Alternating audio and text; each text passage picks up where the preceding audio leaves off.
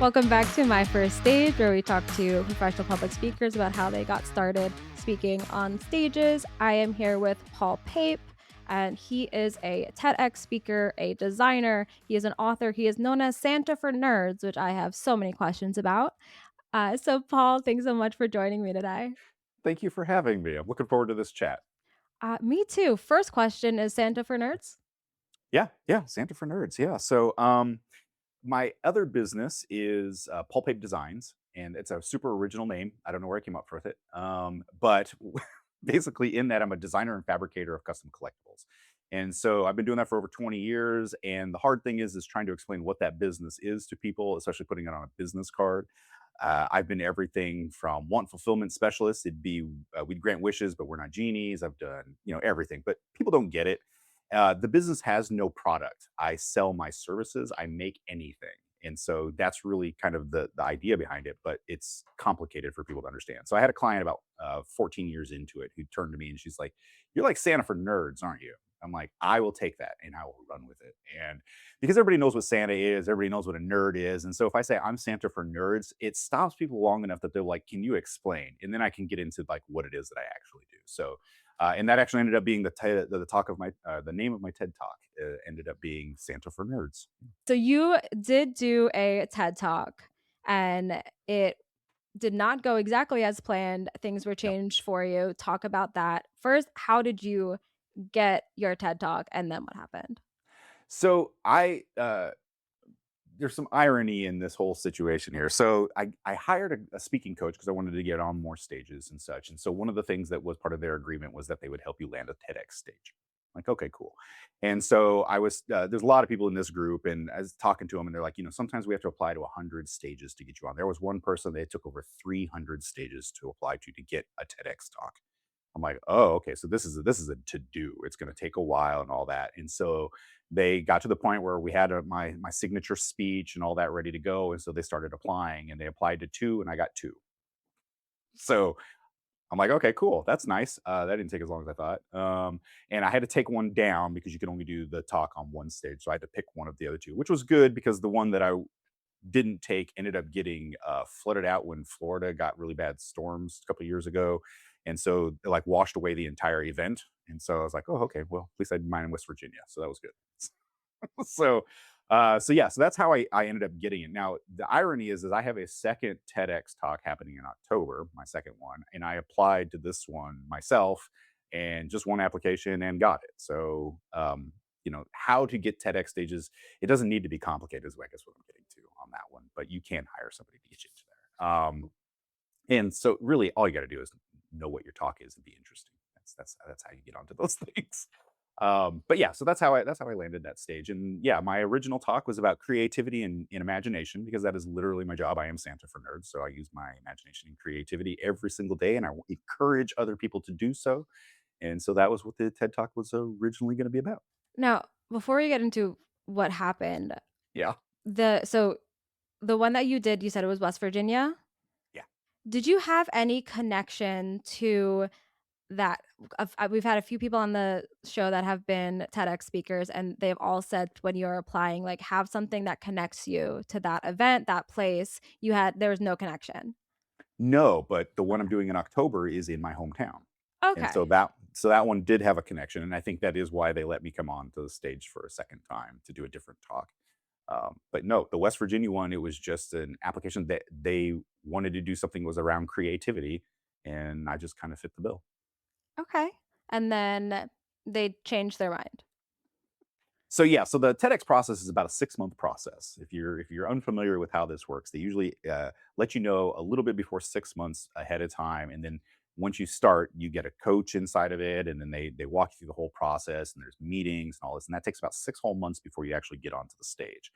And so I had gone through this entire process. Again, I'm in Nebraska, they're in West Virginia, so obviously I'm not commuting to go meet in person, so we're doing it all via Zoom. And so that was all great. And then you show up about 3 days before the event so that you can do the dress rehearsals and practice and all that stuff. And so I showed up there and I was staying with the event organizers. He had an extra couple rooms. And so my wife and I went out there and we were staying there. And then he set me down. He's like, "Hey, just curious. we love your speech and you can do it. That's totally fine. But, anybody could do a speech about creativity and imagination, but only you could do a talk about being Santa for nerds. So, would you mind 3 days before the event canceling your speech and doing a completely new one about being Santa for nerds? I'm like, sure. Let's see what happens. And so what I didn't know at the time was that there are actually different kinds of TEDx speeches that are out there. And so the one that I did was actually called like an artist discovery one, where you actually talk about being an artist to inform other people that there are artists out there. So the one that most people know about on a TEDx stage is called the one big idea, or the Mhm. idea that changes things. And so that was what my creativity and imagination, this speech was going to be like, kind of in that realm. But they're like, no, we'd rather do the artist one with you because we think it'd be more interesting. I'm like, okay, sure. So I grabbed a couple of the props that I had, and because of the type of job that I have, everything that I make is bespoke. It's very customized to people, and it always comes with some kind of story behind it. I do a lot of custom engagement ring boxes. I do a lot of birthday gifts and proposals and wedding cake toppers, all those kind of things. And so everybody who comes to me usually has a story behind it. And since I'm nerdy, everything that I do is very popular, pop culture ish, and so they're like, yeah. So I grabbed 5 pieces that I thought had the best resonating stories and then kind of told the journey of how I became Santa for Nerds. And how did it go? I hadn't finished writing it before I stepped onto the dot. That's that's a scary place for a lot of people. But okay, so I'm gonna give you a little bit of background. I come from theater. That's my degrees are in theater. I started as an actor, but I'm really bad about memorizing, which probably shouldn't do a TEDx stage if you can't memorize. So I was told in undergrad that I will never be an actor. Like the head of the acting department is like, I will never cast you. And I'm like, okay. So they're like, go get out of theater. And I'm like, no, and because I'm stubborn. And so I was like, I'll do everything else. And so I had a mentor who's actually showed me every other aspect of theater, from like stage management and janitorial, box office, and design. And so I really fell in love with design. So, but my background is in theaters, and I've done one man shows and that kind of stuff before. So the idea of getting up onto stage doesn't scare me. The idea of getting up on the stage without knowing what I'm going to say, a little terrifying. So I had like all of it, but in a public stage arena, they call the end of your speech landing the plane. You basically, you can have a really good takeoff, get everybody invested in it. Your flight can go really well, but then at the end, you're either going to crash and burn or you're going to land the plane. And I didn't have a landing yet when I stepped onto the dot. And so I just kind of went with it and I landed the plane, which was really nice. I got a standing ovation, which was rare for a TEDx. I had a lot of kids and adults come up and want to meet me afterwards, which was really nice. Do I have millions of views on my TEDx? No, but because I'm not trying to change the world, I'm just trying to introduce who I am. I'm okay with that. But yeah, it was nerve wracking, definitely getting up on that stage. And but I have a problem with confidence. I have too much, and so I don't think it's a problem when I go out there. So I was just like, I'll figure it out. I don't know. It just made it more fun. It's like the opposite problem that most people have with this. Right, right. Like, my wife is there, and she's also in theater. She's a costume designer, and she's like, "I would never do this," but she's there to support, and so I appreciate that, and she helped deck me out so I look like a modern day Santa, which was really kinda cool.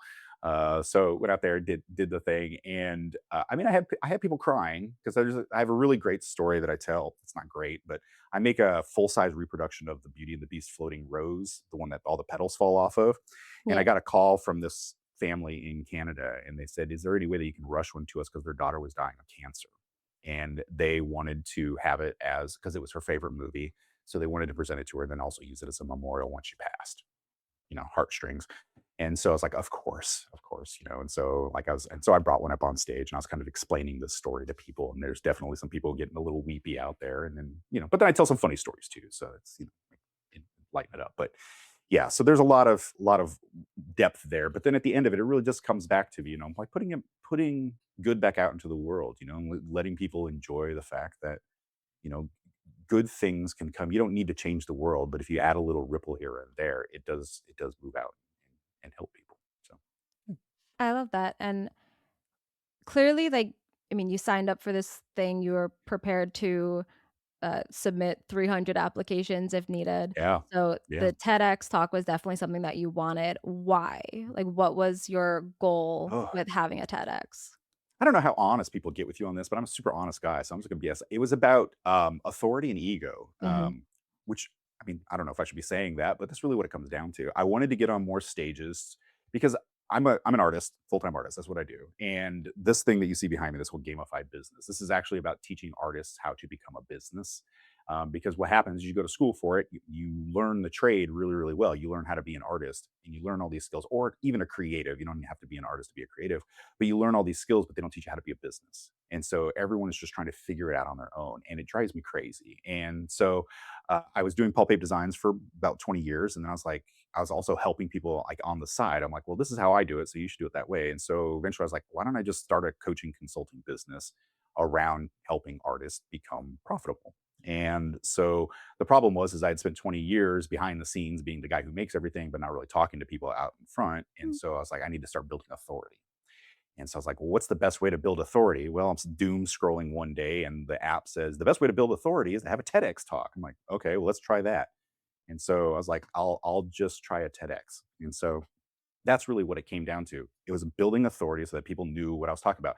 And so that would have been this great speech about imagination and creativity and how I can help people get businesses. And then at the end, they're like, never mind, we don't want that. So you're going to do something else. So, eh.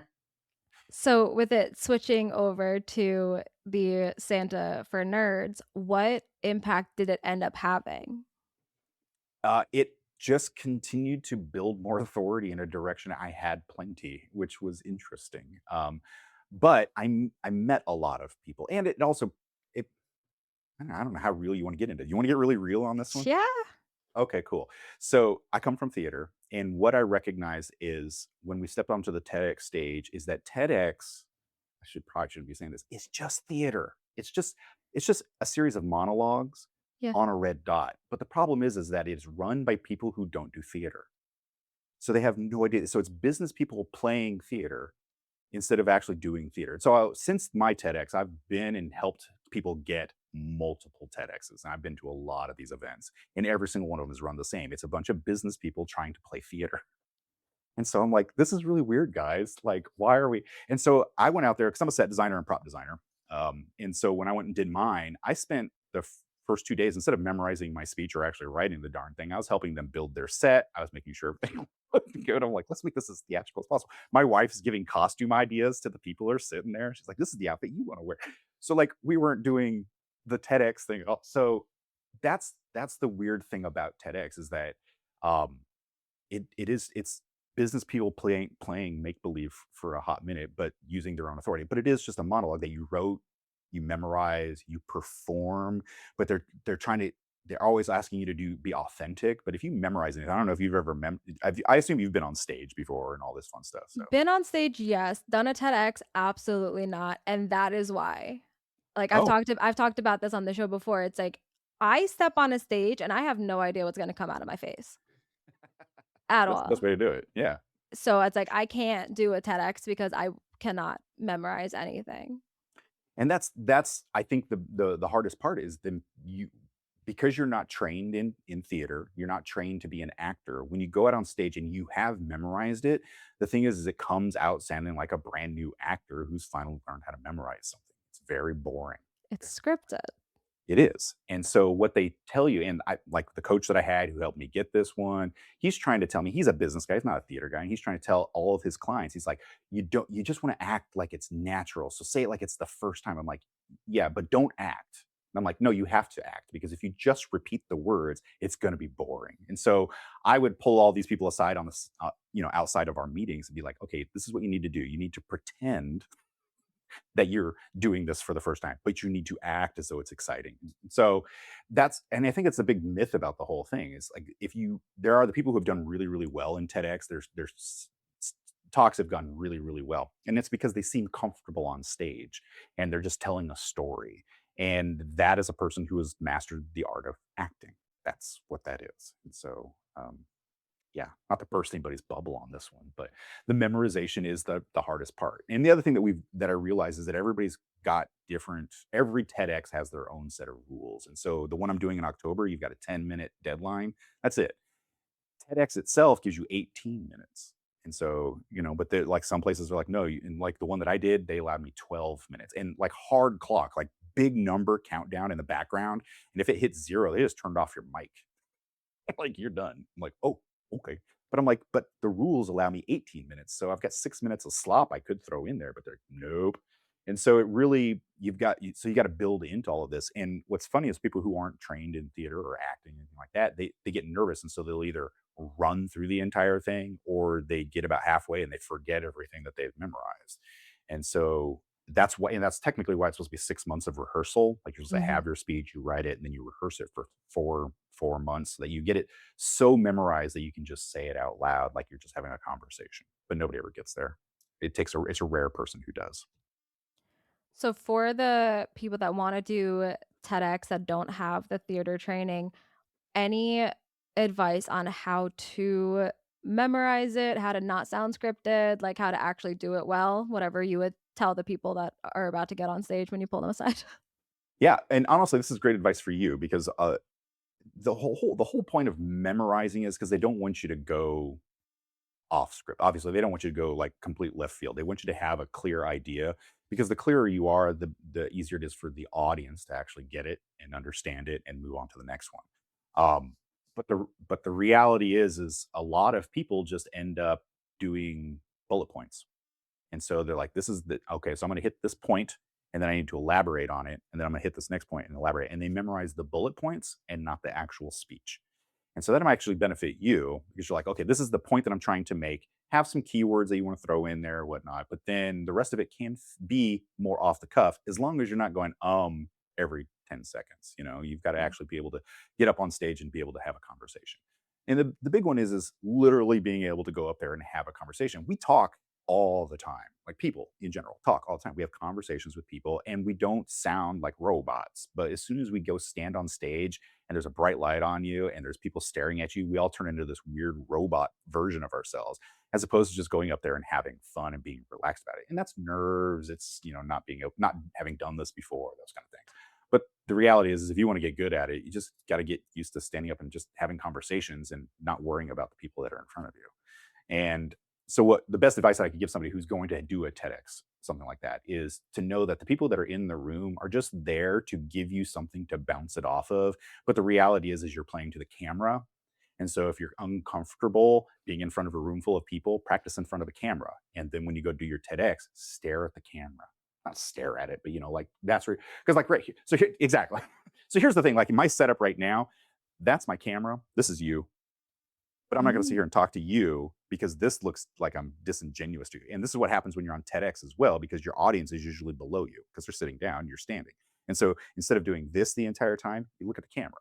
And when you look at the camera and you talk to the camera, one, you get to ignore all these people. Now, what's nice about a live audience, and this is why theater is so important, is because they feed off of what you're saying. So if you're doing something that's got a good emotional pull and you hear somebody go, you're like, hey, I nailed it. I'm doing something right. Or if you tell a joke and it doesn't land and it's all crickets, you know that to move on. You don't pause for a laugh that's not coming. Pause for laughter. You're right. So those are the tips. But the big one is if you're nervous about it, play to the camera and then rehearse playing to the camera. What have you done since then to use the TEDx?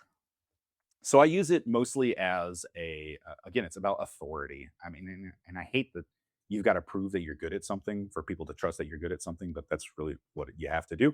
And so I use it as a calling card. And as I hate to say dumb as it is, but I mean, it's really what it is. And this is going to be, I'm sure, the clip that's going to go viral for me. As dumb as it is, the TEDx, having TEDx after your name on like LinkedIn or something like that, people are like, oh, you're an authority. And it's like, am I? It's like, I get, yes, and that's why I'm doing this talk, but in I wanted people to know about it, but it really does in people's minds make a huge difference that you went and stood on that red dot. And so that's how I use it. I use it as an authority to get me into places.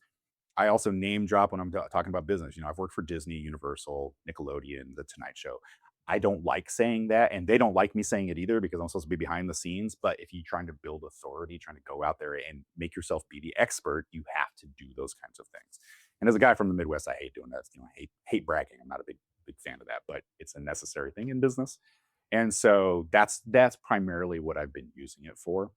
which is why it doesn't have a ton of views because I'm not trying to sell Santa for Nerds to people. I've already got that audience. I'm not worried about that. So it's sitting at I think to this day it's still sub 1,000 views, which is fine for me for what it's trying to do. Now this one that's coming up, I want that one to go a lot further because it's actually me trying to get a mission going out there, and it ties in really tightly with the other businesses that I have. But I will say that having the first TEDx easily got me the second TEDx because they're like, oh, you're comfortable with this process. You know how to do this. We're going to put you up on our stage. We can advertise that you're a two-time TEDx speaker, that's kind of thing. So it's about authority. The question I've been wanting to ask for this whole time, what's the Mhm. weirdest thing you've ever made? Oh, That okay. was, like, Now, commissioned, not just, like, I have a yeah, weird idea that I woke up no, with no. and I'm gonna make. I don't make art for myself ever. So everything that I've made is so the question is this a PG show? Because there's two answers. I want the good answer, so no. Okay. So um do you know who Kevin Smith is? He's the Mhm, creator of Clerks and stuff. mhm. Okay, so I did a commission for him. He's a big Star Wars nerd. And so I did Kevin Smith frozen in carbonite. That's pretty easy. But he's like, I only wanted if you can create it, me frozen in carbonite in a light up lightsaber dildo. So Kevin Smith frozen in carbonite inside of a light up lightsaber dildo is one of probably the weirdest things I've Am I allowed to ask how much that cost? ever made. It was $800. That And he still seems has it. reasonable. Yeah, yeah, yeah. And you can actually Instagram. You look on Instagram. He still has a photo. He's holding it like this. It's very cute. But yes, you can go Google Kevin Smith frozen in carbonite lightsaber, and you will see a picture of him holding this lightsaber dildo with him frozen inside of it. Yeah. And what was the PG answer? The PG answer is I do a lot of custom engagement ring boxes, Yeah. and these are people who like their nerddom, their geekdom with their partner always ends up being the kind of ring box that they want. And there was this guy in Australia who hired me, and he's a huge James Bond nerd. He's like, oh, I love James Bond. I don't know if the lady liked James Bond, but he definitely did. And I'm like, best way to do a proposal is to make it all about you. That is wrong. That was a lie. It's sarcastic in case you're not picking that up. So this guy's like, I want to do this James Bond themed ring box. I'm like, okay, cool. He goes, so what we've planned is I'm taking my girl on a 7 country tour through Europe, and then we're going to end up on an international cruise ship. And what I want you to build me is a bomb, and we're going to take this bomb and I'm going to plant it on the cruise ship, and then I'm going to find it with my girl. Thank you for doing that. Yes, face palm. And he's like, Did I'm he gonna have to sign a waiver of, like, you are yes, not criminally like, you yes. are not part of this? Now there's so many layers of like not great ideas happening on this one. So I did, and the thing is, I'm all about authenticity. I want it to be as realistic as possible. So I made the most realistic looking homemade bomb. Countdown timers on it. It made explosion noises. You had to like keypad in all this stuff. But then if he defused the bomb on time, then one of the little compartments opened up and the ring was inside of it and he could propose. Now, keep in mind, I'm shipping this whole thing, a bomb, to Australia through the postal service. Then he's going to take it, put it in his luggage, travel to Europe, cross 7 different countries, get on a cruise ship in international water, plant it, and then discover a bomb on a cruise ship. I'm like, Is this he had still bad in reviews. prison? I don't know. I have never heard from the guy again. He got it, and I have never heard from the guy. So probably, but that's the craziest one. So yeah, and the thing was is when I made it, um, if it got to zero, it made an exploding sound because it had a speaker in it and all that. But he knew the code because he had to program it. And so if you enter the code correctly and activated it, that's what opened the compartment. But that was an electronic message that was sent there. Well, the way real bombs work is that the electrical signal goes to the explosive material. And so all he had to do is unplug the latch thingy and plug in something that could explode. And I created an actual bomb. And my business card was taped on the inside of it. So if anybody's like, who made this? Oh, this guy did. And yeah, so I don't make those anymore. But yeah, that's the PG version. I'm just imagine them trying to do that in America. Dude, I know, right? No, We can't leave a backpack on the street for 30 minutes without bomb squad coming out to have this thing. And you can Google, it's on my YouTube page. So if you go to Paul Pape Designs YouTube, you can actually find the full thing. You can see it. You can see me talking about how it works and like opening it up, and it legit is there. So yeah, it's you can Is go that find it. video also somewhere on the dark web for people who are trying I to learn how to make bombs? I did not explain how I made it. I just Okay. explained what it looks like. I'm so concerned. He is definitely in prison. I'm sure he is. If not, I'm sure the proposal did not go as well as he thought either, because I don't think any lady wants to be arrested in international waters. I don't know anybody who really wants to be, but like that's not the proposal you want to remember. Do you still have his contact information? Somewhere. Reach I out to should him. reach I need out. to Yeah, know. I I need should follow closure. up. Please. It was over 15 years ago. So if he's Okay, so he might be out by now. he might. So Please find out and get follow up. we'll do. I need to know. This has gone Not where you thought very this conversation was go. Absolutely Does not. it ever? No, no. Is there any last piece of advice for someone that wants to get on stages, that is very specific from, like, your background? Maybe it's theater related or anything. What is your best piece of advice? My best piece of advice is if you want to get up on stage and have something to say, if you want to be an influencer, because it's really what this is all going to end up in being for you, if you want to build authority, that kind of thing, know who you are and what you actually want to do. Follow your passion. In my business, Gamify business, we return everything into an RPG game. I say be the hero of your own adventure. And that's absolutely the best advice I can give. Because if you're going to go on stage and be disingenuous, it reads from a mile away.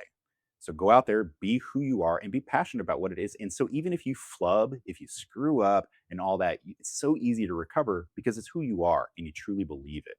And that's the passion that you should go up on stage with. So whatever you want to pursue, whether it's on stage or a product or whatever, find out what that passion is and really hold on to it. And trust me, there are people out there who want what you're selling. Everybody, okay? It might be a small niche, but they're out there. And so just be true to who you are. That's great advice. And now anybody who wants to find out more about you, get in touch, get a custom dildo made, how do they find you? You can go to paulpapedesigns.com, or if you want to learn more about the gaming business, it's gamifybusiness.com. Awesome. Well, thank you so much for hanging out with me. This has been Yeah, very enlightening. you're And very thank you. welcome. Thank you. Thanks everyone for hanging out with us. We'll be back next week with another off the rails kind of conversation. Hopefully, no dildos are involved. See y'all next week.